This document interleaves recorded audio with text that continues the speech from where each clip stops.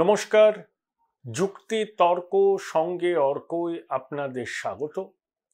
আপনাদের সঙ্গে আমি অর্কপ্রভ সরকার। দক্ষিণবঙ্গের ভোট যত এগোচ্ছে শাসক তৃণমূল দাঁত নোখ তত বার করছে। ইতিমধ্যেই বেশ কয়েকটি ঘটনা ঘটে গেছে। মন্তেশ্বরে বিজেপির একজন পোলিং এজেন্টের অস্বাভাবিক মৃত্যু হয়েছে। শাসক দল বলছে আত্মহত্যা, পারিবারিক বিবাদ, বিজেপি বলছে পরিকল্পিত হত্যাকাণ্ড। পূর্ব মেদিনীপুরের কাঁথি লোকসভা কেন্দ্রের অন্তর্গত চণ্ডীপুরে প্রচারে গিয়েছিলেন বিজেপির তরুণ নেতা শঙ্কুদেব পণ্ডা। তিনিও আক্রান্ত হয়েছেন, তার গাড়ি আক্রান্ত হয়েছে। কেশপুরেও বিজেপির কর্মীকে মারধর করার ঘটনা ঘটেছে। তাহলে দাঁত নোখ বের করছে শাসক দল, এটা তার একটা প্রমাণ।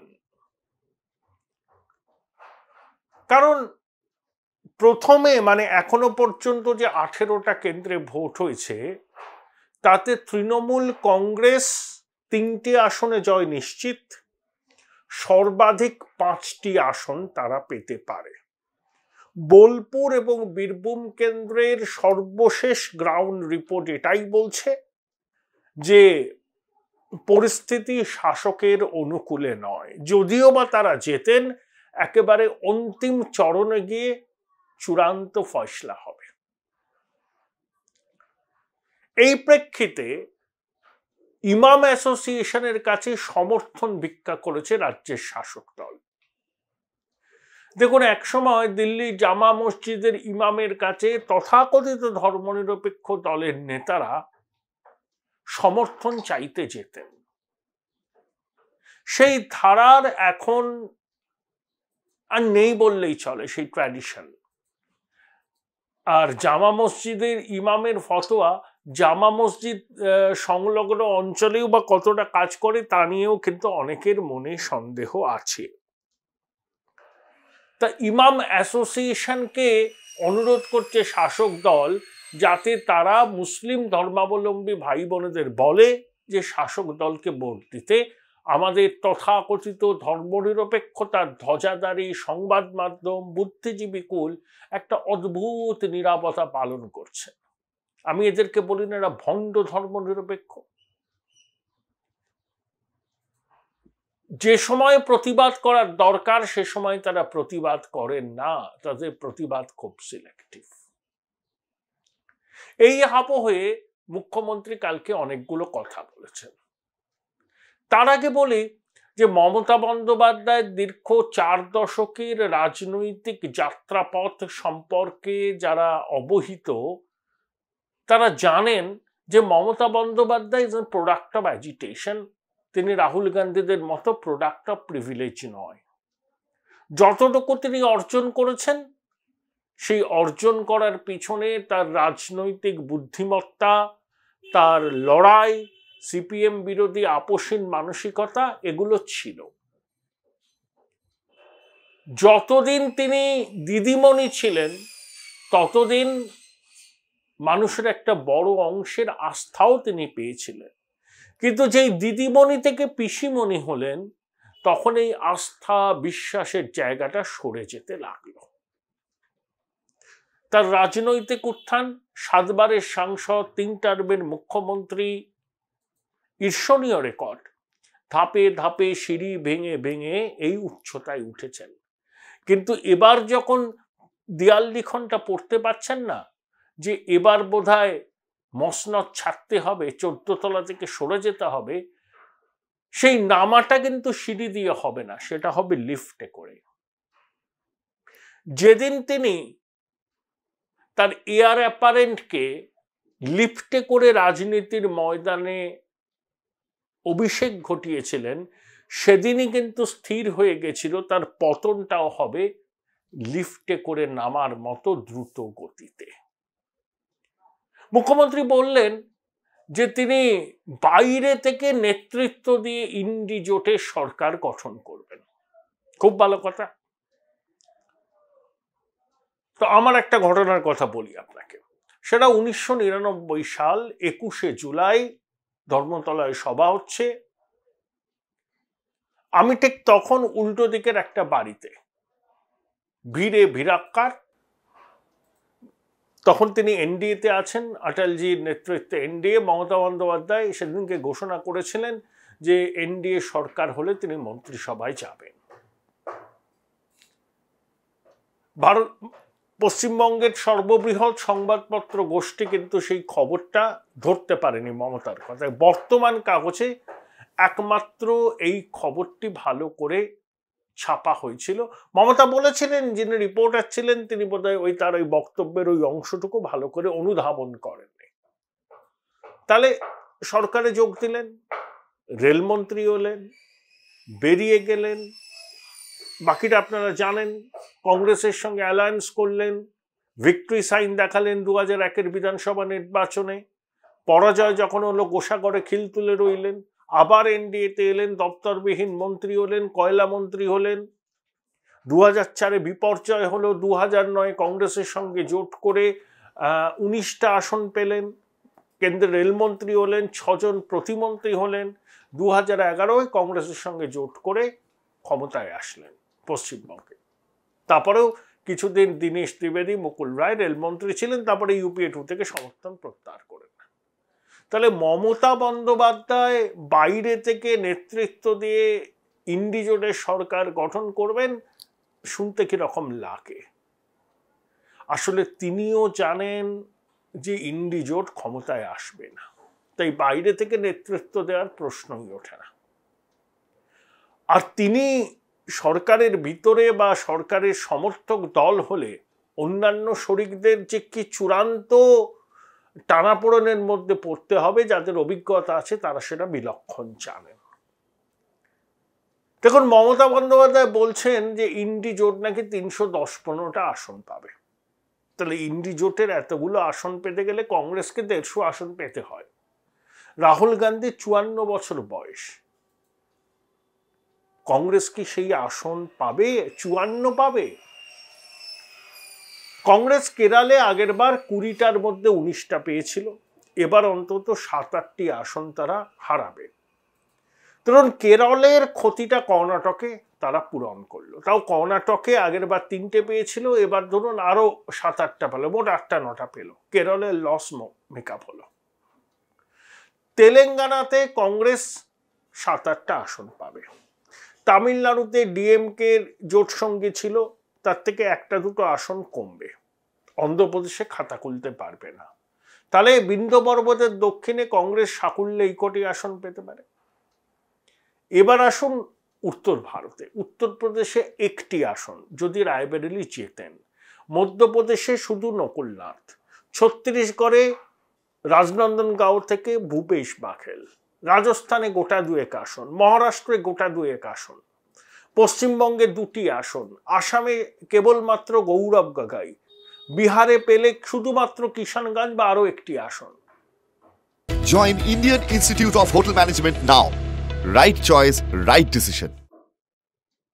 উত্তরাখণ্ড, হিমাচল, গুজরাটে খাতা খুলতে পারবে না, তা কংগ্রেস আসনটা কোথায় পাবে? হরিয়ানায় 2-3টে, পাঞ্জাবে কিছু আসন পেয়েছিল, কিন্তু এবার আপের সঙ্গে লড়াইয়ে তাদের আসন অনেক কমে যাবে। হরিয়ানায় পাবে বলছি না, পেলেও পেতে পারে, বরঞ্চ 2টো, দিল্লিতে 1টা। যোগ করে দেখুন 50-এর আশেপাশে। সেই জন্য শরদ পাওয়ার বলেছেন যে কংগ্রেস থেকে যে সমস্ত দলগুলো বেরিয়েছে তারা ভেবে দেখতে পারে কংগ্রেসের সঙ্গে মিশে যাবে কিনা। তাহলে কংগ্রেসের সঙ্গে মিশে গেলে কংগ্রেস কিন্তু লোকসভায় প্রধান বিরোধী দলের মর্যাদাটা পাবেন। মমতা বন্দ্যোপাধ্যায় জানেন না তা নয়, কিন্তু তা সত্ত্বেও তিনি এই কথাগুলো বলছেন, এই ন্যারেটিভটা তৈরি করছেন। দক্ষিণবঙ্গ, যেখানে তার সংগঠন অনেক শক্তপোক্ত, সেখানে এই বার্তাটা দেয়া যে তিনি একটা উল্লেখযোগ্য ভূমিকা পালন করবেন, তাই লোকসভায় বঙ্গবাসী তার দলকে সমর্থন করবে। মমতা বন্দ্যোপাধ্যায় কি বলছেন? যদি ইন্ডি জোটের সরকার হয় 100 দিনের বকেয়ার টাকা, আবাস যোজনার টাকা পাওয়া যাবে, বাংলার মানুষের সুবিধা হবে। এখন প্রশ্ন হলো, এগুলো হচ্ছে অজুহাত। তিনি চাইছেন তার এয়ার অ্যাপারেন্টের বিরুদ্ধে যে সমস্ত তদন্ত চলছে সেই তদন্তগুলো সম্পূর্ণরূপে যাতে বন্ধ করে দেওয়া যায়। ইন্ডিজোটের সরকার আসলে প্রথম দাবি হবে তার এইটা যে সমস্ত ধরনের তদন্ত কেন্দ্রীয় এজেন্সিকে বন্ধ করে দিতে হবে। তার একমাত্র লক্ষ্য কিন্তু এইটাই। বাইরে বলছেন আবাস যোজনার টাকা পাওয়া যাবে, 100 দিনের কাজের টাকা পাওয়া যাবে, ইত্যাদি ইত্যাদি। আসল লক্ষ্য তার এয়ার অ্যাপারেন্টকে বাঁচানো, তার বিরুদ্ধে চলা দুর্নীতির যে তদন্তগুলো হচ্ছে সেগুলো ধামাচাপা দেওয়া বা একেবারে বন্ধ করে দেওয়া। সেই জন্যই তিনি এত ব্যগ্র যে ইন্ডিজোটের সরকার তৈরি করা, আর কিছু না। তিনি কংগ্রেসকে দুচক্ষে দেখতে পারেন না, বলছে এখানে এ দুটো বিজেপির সঙ্গে আছে। কংগ্রেসের কোনো শাখা সংগঠন পশ্চিমবঙ্গে আছে বলে তো মনে হয় না। ভারতের জাতীয় কংগ্রেসে এখানে লড়ছে, প্রদেশ কংগ্রেস আছে। আর মমতা বন্দ্যোপাধ্যায়ের বিজেপি বিরোধিতা বামপন্থী আর কংগ্রেসের থেকে বেশি। এই কথা পশ্চিমবঙ্গের কোনো মানুষ বিশ্বাস করবেন? বামপন্থী এবং কংগ্রেসদের মতাদর্শগত লড়াই বিজেপি সংঘ পরিবারের সঙ্গে। আর মমতা বন্দ্যোপাধ্যায় তো কোনো মতাদর্শই নেই, তিনি অটলজির মন্ত্রিসভায় ছিলেন। আরএসএস একসময় তাকে দেবী দুর্গা বলেছেন, এগুলো বাস্তব। এখনো তিনি আরএসএস এর প্রতি অনেক সফট। তিনি এখন হুঙ্কার ছাড়ছেন তিনি নাকি বিজেপি বিরোধী লড়াই করে।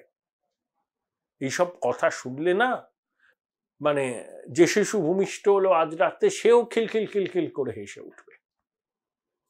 আসলে চূড়ান্ত সুবিধাবাদী রাজনীতি দীর্ঘদিন করেছেন। এখন অমিত শাহ পরিষ্কার বলে দিয়েছেন যে দুর্নীতিগ্রস্তদের দিদিমণি যদি আঁচলের তলায় লুকিয়ে রাখতে চান তাও পারবেন না। প্রধানমন্ত্রী বলছেন যে দুর্নীতি বিরোধী লড়াই চলবে। এখন তো সবে ট্রেলার, 4 তারিখের পর পুরো ছবিটা পরিষ্কার হবে। দেখুন, মমতা বন্দ্যোপাধ্যায় বলছেন যে ইন্ডিজোট 315 পাবে। আবার যিনি মমতা বন্দ্যোপাধ্যায়ের মঞ্চে অবস্থান করেছিলেন, সিএসডিএস এর সাম্মানিক ফেলো ছিলেন যোগেন্দ্র যাদব। এই যোগেন্দ্র যাদব এবং মহেশ রঙ্গরাজন 2006 সালে আমি যে টিভি চ্যানেলের সঙ্গে যুক্ত ছিলাম সেই টিভি চ্যানেলে তারা এসেছিলেন ভোটের বিশ্লেষণ করতে বাংলায়। তো যোগেন্দ্র যাদব কি বলছেন যে বিজেপি 233-এর কমে নামবে না আর এনডিএ 268। যোগেন্দ্র যাদবের বক্তব্য, তিনি ঘুরে টুরে এইসব দেখেছেন। তাহলে ম্যাজিক ফিগার 272 তো ছুঁয়েই ফেলল।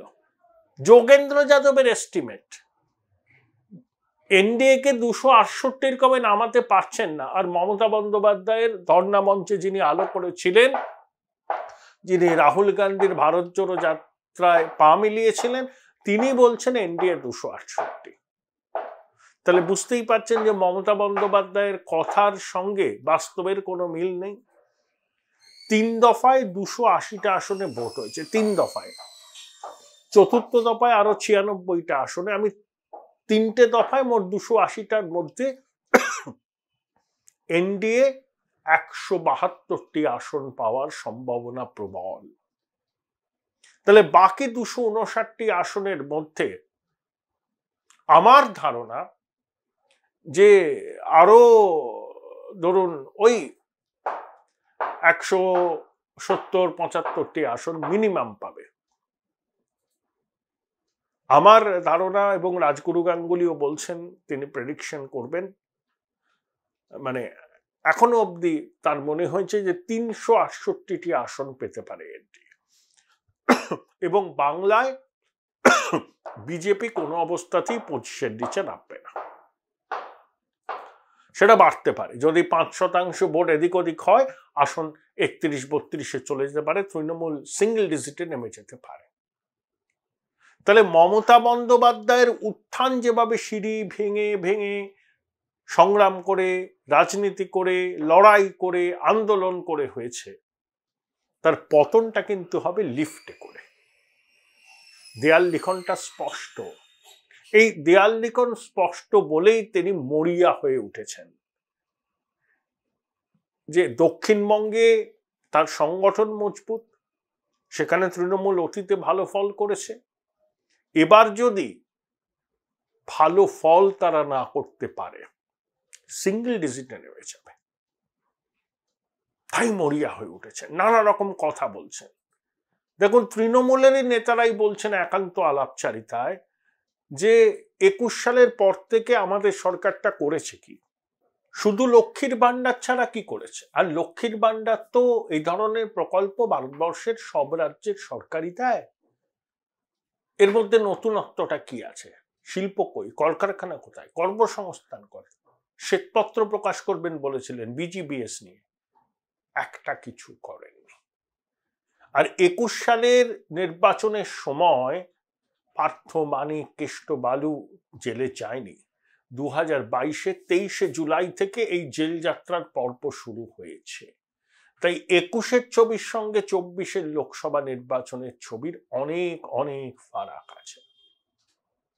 এটা মমতা বন্দ্যোপাধ্যায় জানেন, তাই মরিয়া হয়ে উঠেছে। যে কোনো মূল্যে একটা ন্যারেটিভ তৈরি করতে হবে যাতে অন্তত সিঙ্গেল ডিজিটে নেমে না যেতে হয়।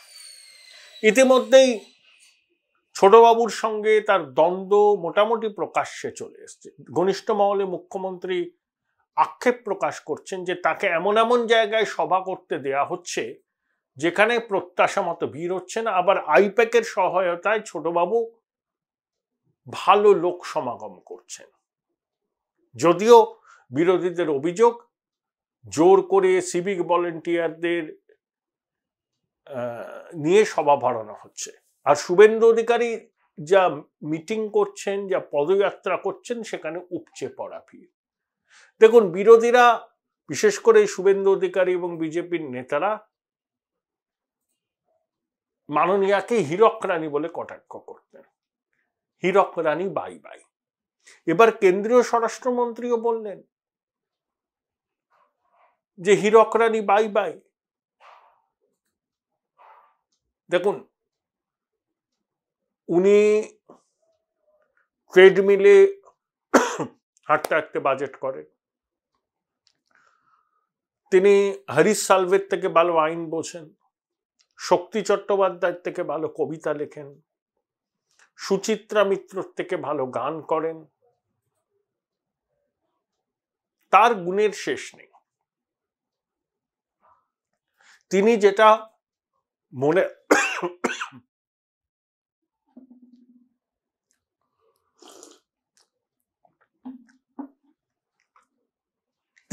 মনে করেন সেটাই ঠিক, অন্যরা কোনো সদুপদেশ দিলে তিনি গ্রহণ করেন না। তাই হীরক রানী বিজেপির ভাষায় বাই বাই হবে নাকি আরো 2 বছর 14 তলায় হীরক রানী থাকবেন, সেটা লোকসভা নির্বাচনের ফলাফল ঘোষণা হলে বোঝা যাবে। কিন্তু উদয়ন পণ্ডিতেরা জেগে উঠেছেন, এটা কিন্তু পরিষ্কারভাবে বলা যায়।